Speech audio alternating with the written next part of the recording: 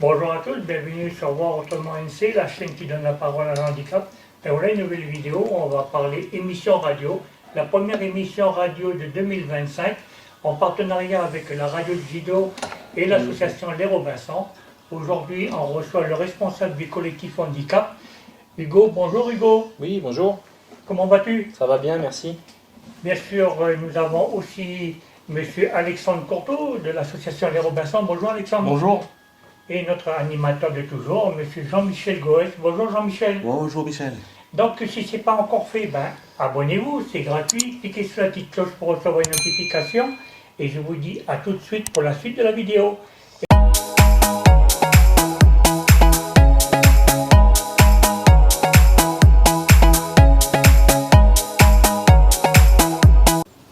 Ah, on l'aime notre générique.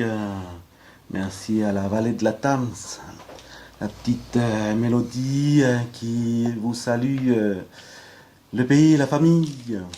Voilà, les Robinson vous souhaitent la bonne année 2025, la première émission. Comme chaque année en mars, la saison reprend. Donc encore un grand merci à la radio Jido de toujours ouvrir la parole, les ondes pour le monde du handicap. Continuer à découvrir ce monde-là. Comme je l'ai déjà dit toutes les autres années, on n'a pas tout dit sur le handicap. Il y a encore tellement de choses à découvrir. Et donc l'émission Handispic, eh bien voilà, va continuer à faire son œuvre là depuis 2015. Et joyeux anniversaire en Dispic. Et comme pas fait exprès, il fallait que ce soit le grand frère John qui soit avec nous à l'antenne. Voilà, je vais quand même rendre à César ce qu'il y a à César. Remercier Mama John là, et aussi un autre grand frère, Maya, monsieur Maya Sioli là, du côté du Mont d'Or, s'il m'entend, le grand frère. Voilà, ce sont ces deux grands frères qui à l'époque, en 2015, ont fait l'initiative quand même de lancer ensemble, de discuter. Et ensuite, les Robinson sont venus à la radio Jido du côté de la vallée du Tir faire une coutume là. Et c'est Mama John et Mama Romain qui ont accepté, enfin reçu la coutume de Robinson à l'époque pour pouvoir rentrer dans la case Jido et lancer cette émission en Dispic. Voilà, je me permets de faire ce petit historique là avant de lancer le thème de l'émission parce que voilà, on est sur la 10e année, c'est les 10 ans là de Handispic et il fallait le faire et rendre hommage et remercier les grands frères qui ont eu la pensée hier. Donc voilà la famille, on est heureux de toujours vous retrouver tous les premiers samedis du mois à 9h, 9h à 10h pour partager, pour continuer à découvrir le front de lutte pour les personnes en situation de handicap. Donc voilà, humilité, respect à vous là sur nos 33 communes, là, nos 3 provinces, nos 8 aires coutumières. Toujours avec joie de toujours être avec vous dans vos cases, là, dans vos maisons, là, dans nos villages, partout, dans nos hôpitaux aussi, ou dans nos voitures aussi. Attention sur la route, quoi. Voilà, l'association Les Robinson et la RADK sont toujours heureux de venir vous partager ce thème qu'est le handicap.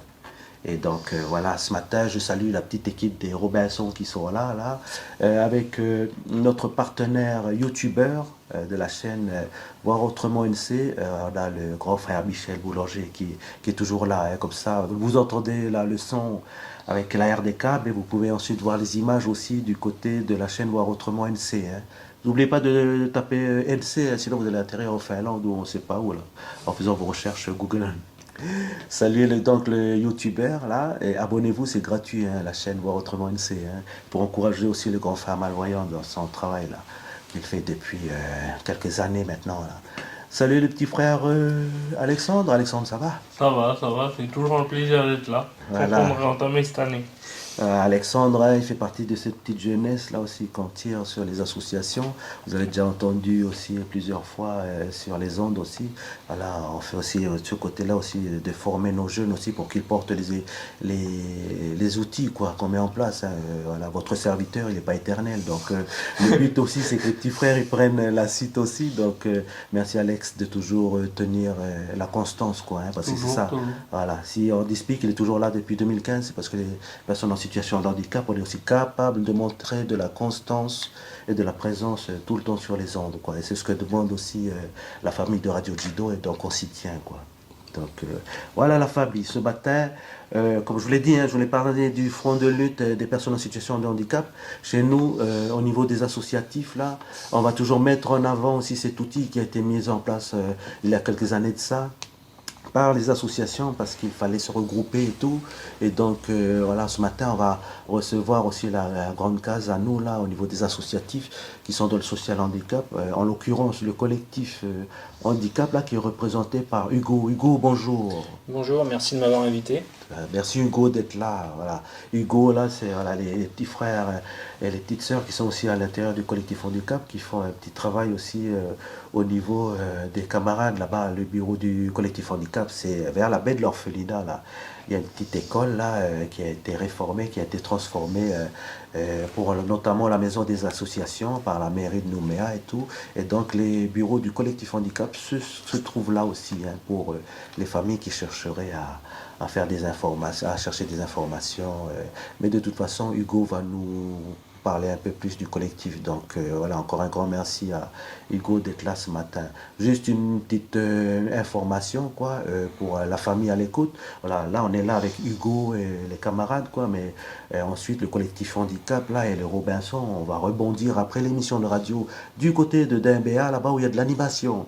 Donc si vous n'avez rien à faire là où vous êtes, quoi, rendez-vous là-bas sur le centre sportif, hall sportif de Jean Castex, côté d'Imbéa, où il y a la journée des associations. La mairie d'Imbéa vient de lancer sa journée des associations là. C'est en cours, là, ils sont en train de lancer la journée là-bas. Donc si vous voulez aller voilà, quoi, vers des animations et découvrir aussi le tissu associatif, rendez-vous là-bas à la Hall Sport de Jean Castex, côté mairie, enfin côté commune de Dimbéa. Yes, c'est un petit coup de big up aussi à l'équipe qui sont déjà en place et qui sont sur le terrain là-bas. On salue Abordine aussi, la petite sœur du collectif qui doit être sûrement là-bas avec la bande. Mon cher Hugo, donc voilà, tu es là pour le collectif handicap. Une question basique, même si on a toujours invité le collectif handicap chaque année, mais il faut que tu refasses l'historique, quoi, pour nous dire qu'est-ce que c'est que le collectif handicap. Alors, bonne question. Et puis bon, donc, du coup, le collectif handicap, c'est une association qui a été créée en 2004, donc qui va fêter ses 21 ans là au mois d'avril. C'était les 20 ans l'an dernier, mais bon, du coup, on les a pas fêtés. On va peut-être essayer de les fêter cette année. C'est quand même une date un peu historique. Donc du coup, le collectif handicap, donc voilà, c'est une association qui regroupe plusieurs associations du monde du handicap, une trentaine d'associations. Donc ce sont des associations qui sont de toutes les des structures médico-sociales, des associations en lien avec toutes les typologies de handicap qui existent sur le territoire. Et puis c'est une association qui a plusieurs missions. La principale mission, c'est de porter la voix du coup de ces associations devant les institutions, les pouvoirs publics, pour faire remonter les problématiques que rencontre le secteur du handicap. Et puis aussi, on consulte pour participer à essayer de définir une politique du handicap sur le territoire, définir un cadre juridique, éthique. Donc on participe à des travaux de réflexion, où nous-mêmes on initie des travaux pour porter les problématiques des personnes en situation de handicap, et puis essayer de créer des projets pour améliorer, l'objectif c'est toujours d'améliorer les conditions de vie des personnes en situation de handicap en Calédonie. Et puis après, on a une autre mission aussi qui est de la sensibilisation.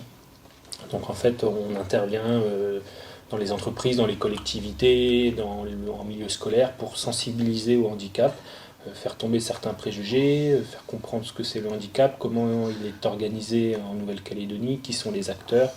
Et puis donc voilà, on a aussi ce travail de pouvoir sensibiliser autour de toutes ces questions-là. Et pour éveiller un peu les consciences, si je peux dire, de l'ensemble des habitants du territoire sur les problématiques et sur les enjeux du handicap aujourd'hui en Calédonie en 2025. Donc ça, c'est les principales missions. Après, le collectif, il a fait son petit bout de chemin là, depuis 2004. En 2005, par exemple, je vais donner quelques dates, un petit peu des grandes dates, historiques, des faits marquants, comme on peut dire, du collectif. En 2005, il a participé à la rédaction de la charte sur le handicap en Calédonie. Ensuite, en 2007, il y a eu les États généraux du handicap, où le collectif a participé activement à ces États généraux. Il a aussi aidé à la rédaction des fameuses lois de 2009. Parce que, peut-être on en reparlera un peu plus tard, mais il y a deux lois sur le handicap, des lois de pays qui datent de 2009. Et puis ensuite, il y a eu différentes actions.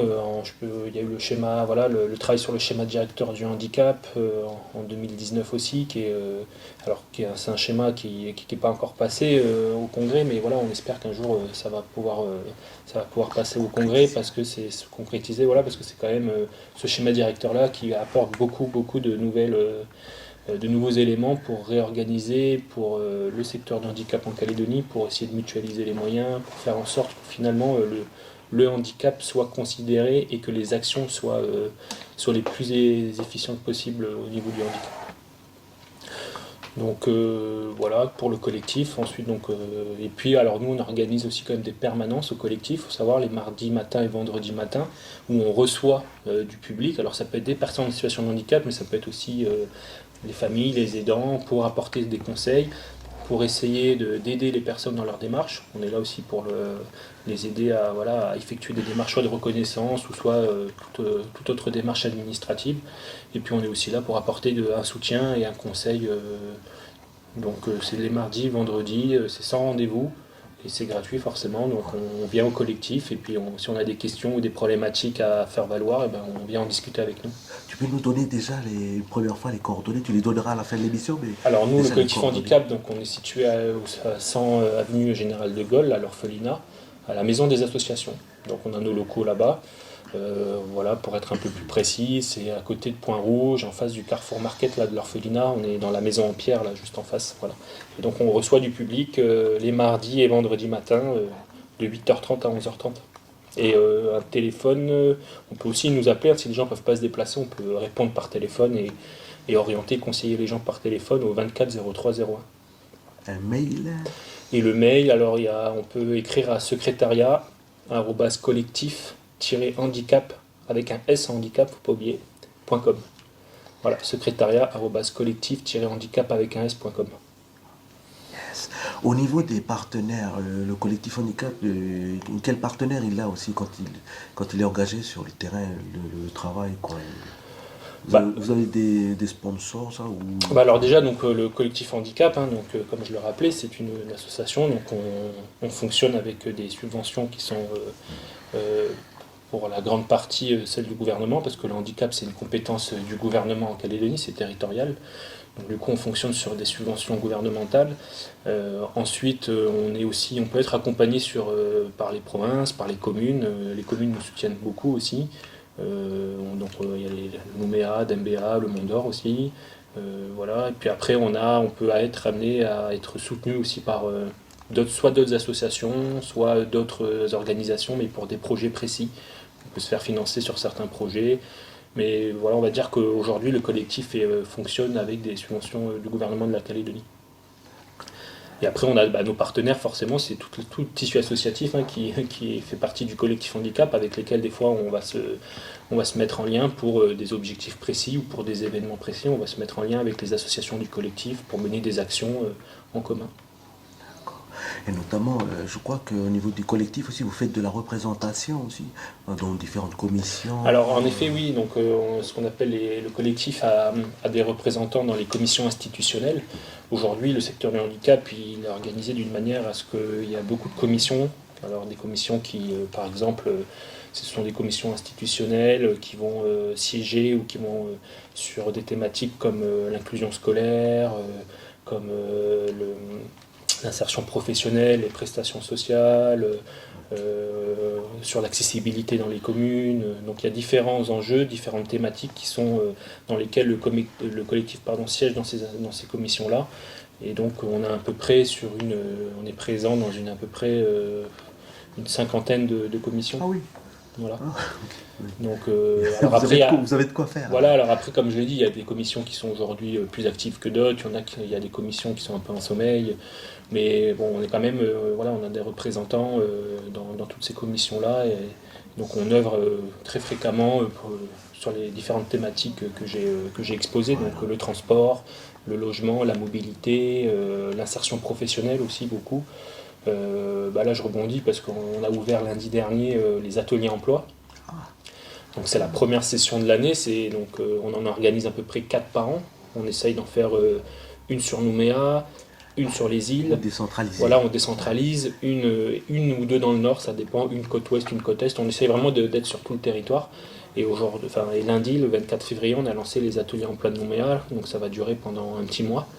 Et où on a 12 travailleurs handicapés qui participent à ces ateliers. Donc l'objectif de ces ateliers, c'est de pouvoir insérer ces personnes-là dans le milieu du travail. Donc c'est soit des gens qui sont éloignés de l'emploi, soit des gens qui ont perdu leur travail malheureusement avec les événements qu'on a connus et qui ont besoin de se réinsérer, sauf que ces gens-là, par exemple, ça fait peut-être 10, 15 ans, 20 ans qu'ils étaient en emploi, donc ils n'ont plus forcément les codes pour les entretiens d'embauche, travailler les CV, travailler les lettres de motivation. On effectue un bilan de compétences pour voilà, qu'est-ce qu'aujourd'hui la personne est capable de faire, quel est son projet professionnel. Et en fonction de ça, on peut travailler le projet professionnel de la personne, l'aider. Et si la personne n'a pas de projet professionnel, on peut essayer de l'amener à développer un projet. Donc il y a des formatrices qui sont là. Et puis après, donc ça c'est en 2 parties. Et la deuxième partie, on va travailler plutôt sur les postures communicantes. Donc un entretien d'embauche, le comportement verbal, non verbal. Voilà. Enfin, il y a différents. Voilà, ces ateliers sont assez complets.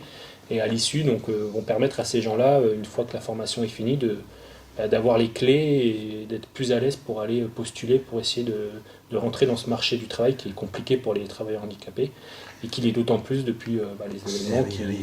C'est encore plus compliqué pour ces gens-là, ça l'était déjà. Et là, c'est sûr que la situation n'arrange pas les choses. Mais donc voilà, on est assez impliqué dans l'insertion professionnelle des travailleurs handicapés. Et puis on mène plein d'autres projets, mais bon, peut-être je ne vais pas tout spoiler maintenant, je sais pas, j'en garde un peu sous le coude là, pour tout à l'heure. Et là, par rapport à ce dispositif que tu viens de nous décrire là, donc c'est différents handicaps quoi. Alors oui, donc il n'y a pas de limitation, c'est tout type de handicap. Il n'y a pas, des fois on nous pose la question, est-ce que c'est conditionné par le taux de handicap? Non, c'est ouvert vraiment à tout le monde. Il y a quand même des critères, il faut déjà ne pas avoir participé à ces ateliers emploi. Comme ça, on laisse la place aussi aux gens qui n'ont jamais participé, pour que tout le monde puisse avoir la chance de faire ces ateliers. Donc si on l'a déjà fait il y a 1 an, il y a 2 ans, on ne peut pas se réinscrire. Et après, donc il faut avoir quand même, je ne l'ai pas dit, le critère numéro 1, il faut avoir la reconnaissance de la RQTH. La RQTH, la reconnaissance de qualité de travailleur handicapé. La RQTH. Explique-nous ça, alors ça consiste. Et ça, quelle commission, qui valide ça? Alors ça, c'est la CRHD. Qui donne la RQTH, c'est ce qu'on appelle la reconnaissance de qualité de travailleur handicapé. Donc c'est la personne en situation de handicap peut se faire déclarer travailleur handicapé. Donc ensuite ça passe en commission et la commission statue sur la capacité ou l'incapacité de travailler. Et si la personne est en capacité de travailler, on lui donne une RQTH, qu'on appelle une qualité de travailleur handicapé. Et ensuite, cette personne-là, elle peut aller en milieu ordinaire pour travailler. Et donc, si cette personne-là, elle se retrouve en milieu ordinaire pour travailler, donc elle ne touche plus son allocation handicap, là, elle va devoir toucher que son salaire. Alors, en fait, elle va toucher l'allocation minorée. Il y a 2 allocations, il y a l'allocation pleine et il y a l'allocation minorée. Donc, l'allocation minorée, c'est une... 50 000 par là. Ouais, je crois qu'aujourd'hui, c'est 54 000. 54 000 et Ouais, des c'est ça. poussières. 54 000 et des poussières. Après, je ne sais plus si c'est brut ou net. Je crois que c'est net, 54 000 net. Et l'allocation pleine, aujourd'hui, c'est 99 000 francs net. Voilà, donc on a cette... Alors, c'est vrai que c'est problématique dans le sens où aujourd'hui... Bon, on va parler de l'insertion pro parce que c'est un sujet quand même qui est intéressant et puis dans lequel le collectif est quand même assez impliqué. Parce qu'on va pas se mentir, aujourd'hui le travail c'est une part importante du quotidien. On aimerait bien passer plus de temps à la maison, mais voilà, on passe beaucoup de temps au travail, donc c'est vrai que c'est important. Et donc l'idée en Calédonie, là rapidement, les chiffres, on a ces chiffres de 2023, parce que 2024 bon, c'est compliqué, mais en 2023, il y avait 4500 personnes qui avaient la reconnaissance de travailleurs handicapés. Donc rapidement, peut-être ça peut intéresser aussi les auditeurs, il y a 11 000 personnes qui sont reconnus en situation de handicap en Calédonie. Et il y avait 4500 personnes qui avaient la reconnaissance de travailleurs handicapés. Voilà. Mais parmi ces 4000, là, combien sont en emploi? Voilà, et en emploi, on en a un petit peu moins de 600.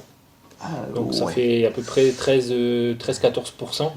Donc c'est pas. Mais Non. ouais. Et donc en fait, la difficulté, c'est que ces gens-là, vu qu'ils ont ils ont la RQTH, ils sont en capacité de travailler selon l'administration, donc ils ont l'allocation minorée, sauf que derrière, ben, ils ne sont pas employés. Donc si vous voulez, il y a beaucoup de personnes qui se disent ben, moi, qu'est-ce que je vais avoir la RQTH? Si c'est pour après, finalement, on ne me donne pas de travail, ben, je préfère rester à l'allocation pleine.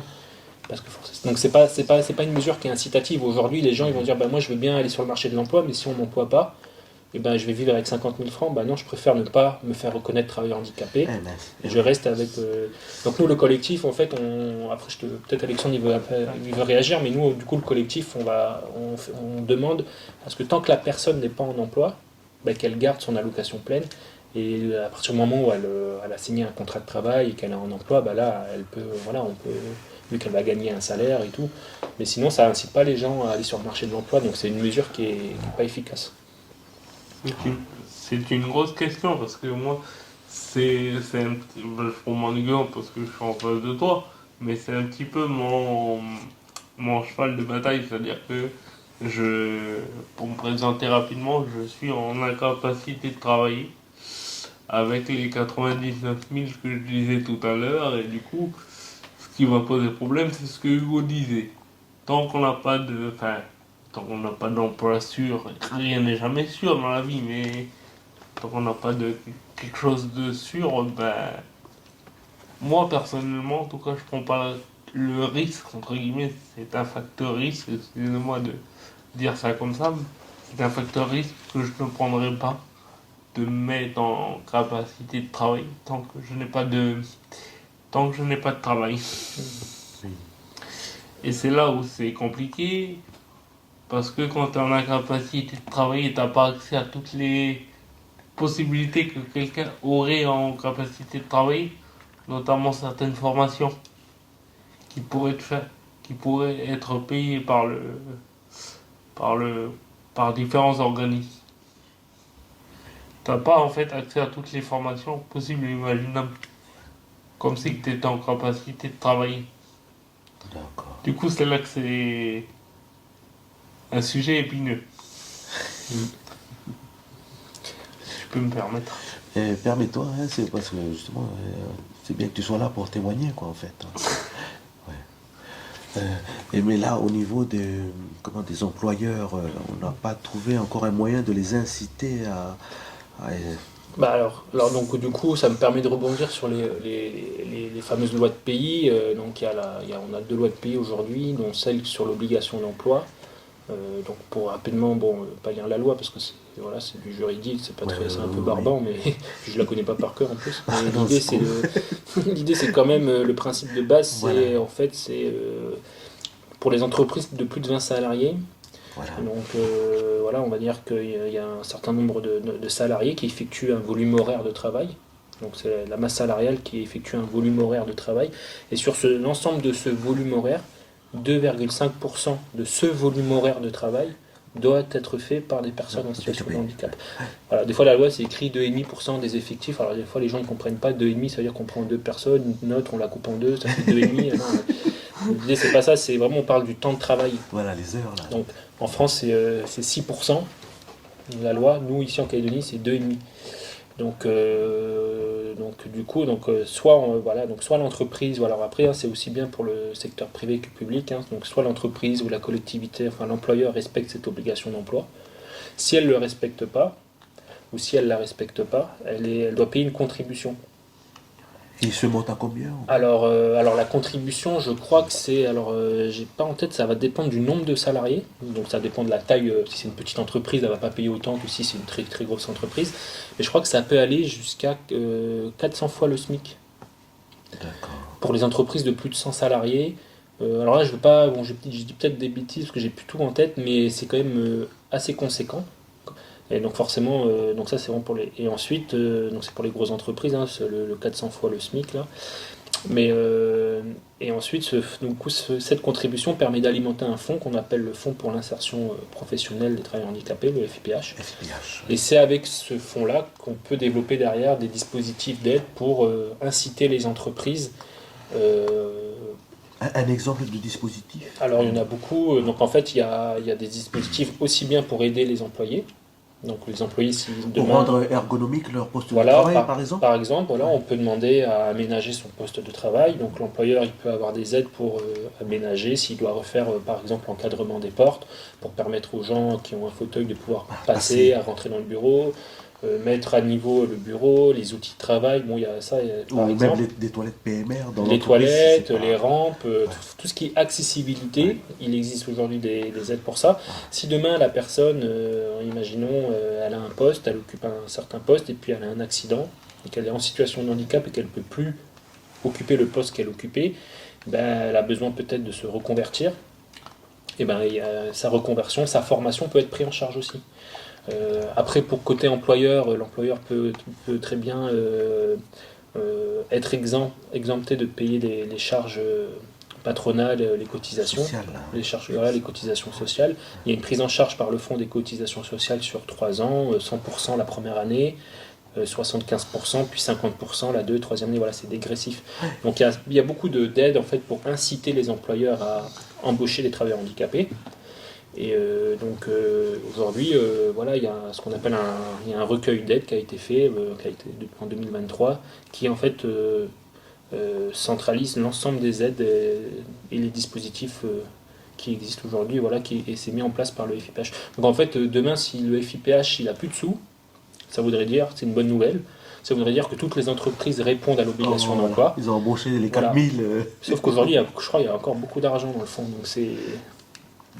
Voilà, donc on pourrait dire, il y a beaucoup d'argent, on peut faire plein de choses. Et oui, mais bon, l'idée c'est que ce fonds un jour soit peut-être à zéro, ce qui voudra dire que toutes les entreprises On emploient. a embauché Voilà. les 4000 et quelques. C'est ça.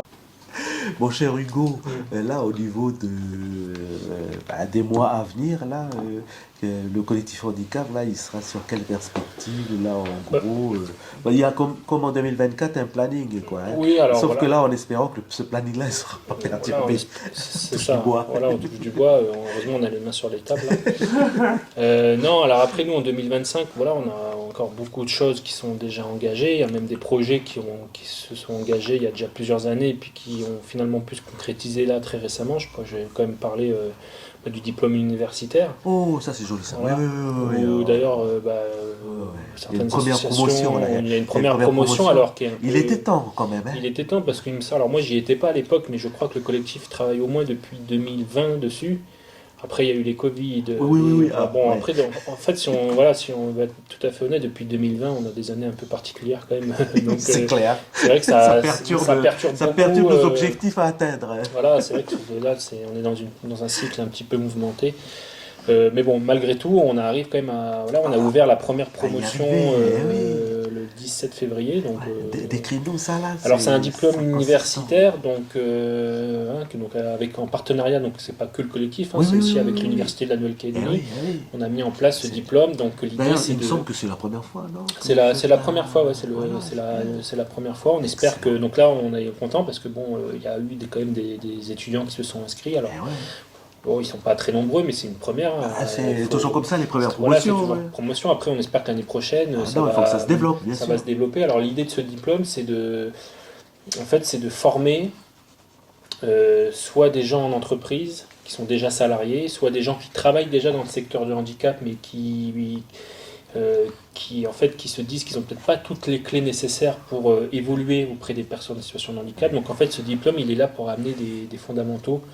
On va dire, c'est un peu la méthode de l'entonnoir, c'est des connaissances, voilà, on va partir des connaissances les plus générales, les plus philosophiques, anthropologiques sur le handicap, et puis après on va venir sur des spécificités, donc juridiques, il y a différents types de handicap, et puis il y a différents acteurs. Aujourd'hui, je souhaite me reconvertir et travailler dans le secteur du handicap.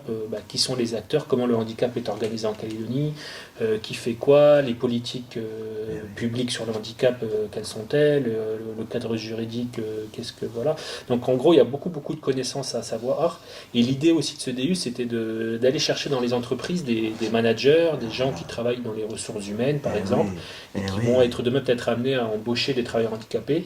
Et c'est pour donner à ces gens-là pas une sensibilité, mais des leviers, en fait, des clés pour se dire des connaissances. C'est vrai qu'il y a des préjugés. Il y a des préjugés. Nous, l'idée, c'est de se dire, si on veut faire en sorte que demain... il faut éclairer les gens. On embauche des travailleurs handicapés. L'idée de ce DU, c'est aussi de pouvoir donner des clés à ces gens-là et de former, de pouvoir ensuite mettre en place dans des entreprises ce qu'on appelle des référents handicap. Voilà. Des gens qui vont pouvoir faire le lien entre l'entreprise et la personne. Donc après, ce DU, voilà, il n'est pas que pour les entreprises, hein, et il y a aussi des gens qui veulent se reconvertir professionnellement. Là, c'est le cas d'une personne qui est dans ce DU qui a besoin de se reconvertir. Et ben, il participe à ce DU pour peut-être avoir une dimension handicap social et pour après aller travailler dans le secteur. Donc en gros, voilà, c'est un DU, c'est un diplôme universitaire qui dure, il y a 111 heures de formation quand même. Donc c'est réparti en une semaine complète tous les 2 mois. Et à la fin, au mois d'août, il y a une soutenance, donc un examen. Et après, on a un diplôme qui est reconnu alors en Calédonie. Et on peut après amener à postuler, à vouloir travailler dans le secteur du handicap. Donc ça, on est content parce que la première promotion a ouvert là au mois de février. Après, cette année, on a un projet qui devrait se concrétiser à partir du mois d'avril, je pense. On est sur Handi Tourisme. C'est un projet, ça fait 1 an ou 2 qu'on est dessus. L'idée, c'est de recenser dans une application mobile l'ensemble des sites touristiques et de culture en Calédonie accessibles aux personnes en situation de handicap. Demain, une personne en situation de handicap, comme tout le monde, elle a le droit à avoir accès aux loisirs, à la culture. Si je ne sais pas si la personne dit je veux aller dans tel musée ou je veux aller à la Poule de Yengen, par exemple, parce que c'est un site touristique, un patrimoine naturel du territoire. Mais est-ce que est-ce que je ne vais pas faire 5 heures de route et puis je vais arriver là-bas puis en fait je ne peux pas aller voir j'ai fait 5 heures parce que c'est donc voilà. Donc l'idée c'est au moins l'information sera référencée sur ta application avec des niveaux d'accessibilité. Et la personne, elle va savoir si tel lieu, elle peut y aller, tel lieu, elle peut pas, ou tel lieu, ça va être plus compliqué. Donc voilà, l'idée, c'est de recenser tout ça dans une application sur une carte interactive. Forcément, l'application, c'est pas n'importe quelle application, elle est accessible avec des reconnaissances vocales, elle est accessible pour les personnes en situation de handicap. C'est pas parce qu'aujourd'hui, il y a beaucoup d'applications et de sites internet qui sont pas forcément adaptés et qui sont pas on parle aussi d'accessibilité numérique. C'est ça. Oui. Mais cette application est accessible à beaucoup de types de handicap. Donc ça, c'est un des projets qui devrait se concrétiser dans l'année. Après, et puis après, on a d'autres projets de fond sur les référents. Je disais un peu les référents handicap, le statut des aidants, il y a différentes choses, des dossiers de fond, les réformes un peu du régime d'aide. Ça, c'est des thématiques sur lesquelles... Le collectif handicap va dérouler son planning habituel. Oui, voilà, puis après... On aura encore la journée internationale. Aussi, et là, j'en profite parce que le 19 mars, on organise une soirée ciné-débat au Ciné City. Là, on va projeter le film Mon Inséparable, qui est un film qui traite du lien, de la parentalité, pour les personnes en situation de handicap, et puis forcément aussi des relations affectives. Donc on le diffuse en partenariat avec Cinéma d'ici et d'ailleurs, le 19 mars, et puis après derrière il y aura un petit échange, donc c'est gratuit. C'est vers où le 19 mars? C'est au Ciné City. Voilà, Ciné City. C'est 19 mars, je crois que c'est 18h. Voilà, c'est gratuit, hein, c'est une séance gratuite. Pour les personnes qui souhaitent venir. Donc forcément, on diffuse ça aussi dans une salle accessible. Hein, on va pas... L'année dernière, on l'avait fait, on avait diffusé le film Entre deux mondes là, de Alex Sigura. Puis pareil, on aime bien le collectif faire 2 ou 3 fois dans l'année des ciné-débats parce que c'est des opérations qui marchent bien. Puis c'est pareil, ça permet aussi de sensibiliser sur une thématique précise. Tout à fait. C'est un bel outil. Ça. Et après, on a d'autres actions, mais qui vont se décliner au fur et à mesure de l'année. Voilà. Il faut rester confiant. C'est ce mot-là qui va d'ailleurs faire conclure la fin de cette émission. Voilà, ça passe tellement vite. Et on est encore heureux de toujours réussir à tenir le cap et à et ben voilà, à continuer à vous alimenter sur ce que c'est que le monde du handicap. Hugo, encore un grand merci à toi. Merci à vous. Un petit un petit mot de conclusion pour dire au revoir à la famille. Merci à vous de m'avoir reçu. Merci aux auditeurs et aux auditrices où qu'elles soient sur le territoire de nous avoir écoutés. Et puis en espérant que je souhaite à tout le monde une bonne journée et un bon week-end. Et merci de m'avoir accueilli. Merci à vous. Hugo, encore une fois, les coordonnées du collectif. Ah oui, le collectif handicap, donc on est situé à la baie de l'Orphelinat, 100 avenue Général de Gaulle, à la maison des associations. On peut nous joindre au 24 03 01 ou alors sur le mail secrétariat@collectif-handicap avec un s.com. Voilà. Alexandre, un petit mot de revoir à la famille. Merci de nous avoir écoutés. Et puis je rajouterai juste un dernier mot. Tout le monde le tissu associatif en général, notamment le collectif et les Robinson et tout le monde, on est toujours à la recherche de bénévoles. On est en manque de bénévoles, donc ceux qui souhaitent nous rejoindre, on est ouvert, que ce soit le collectif ou bien le Robinson, ou bien voilà. Oh, Letty Alex, voilà. Merci beaucoup. Letty Alex, je rebondis sur Alex. Effectivement, on lance un appel aux bénévolats dans toutes nos associations culturelles, sportives, handicap social ou autres. C'est vrai que, comme l'a soulevé Hugo tout à l'heure, le monde associatif est résilient, quoi. C'est la force aussi de ce territoire, quoi. On est toujours dans le lien social, on est toujours dans le lien entre nous, le vivre ensemble. C'est pas un vain mot, c'est pas un vain slogan, on le vit à travers nos associations. Donc c'est pour ça que c'est un encouragement à vous, la population, quoi. Et vous aurez un exemple d'ailleurs de ce vivre ensemble en allant rejoindre les collègues à la journée association du côté de la commune de Dimbéa. Donc on vous donne rendez-vous là-bas, pour découvrir ce qui se passe du côté de la commune de Dimbéa au niveau des associations.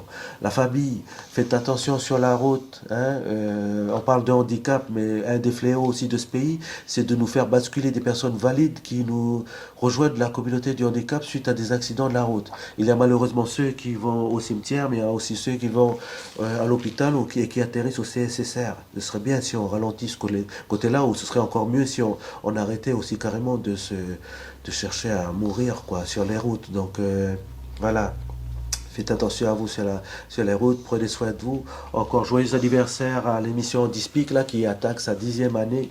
On était encore à Chahuacha, Radio Jido, de toujours nous ouvrir les ondes. Voilà John, à toi la suite.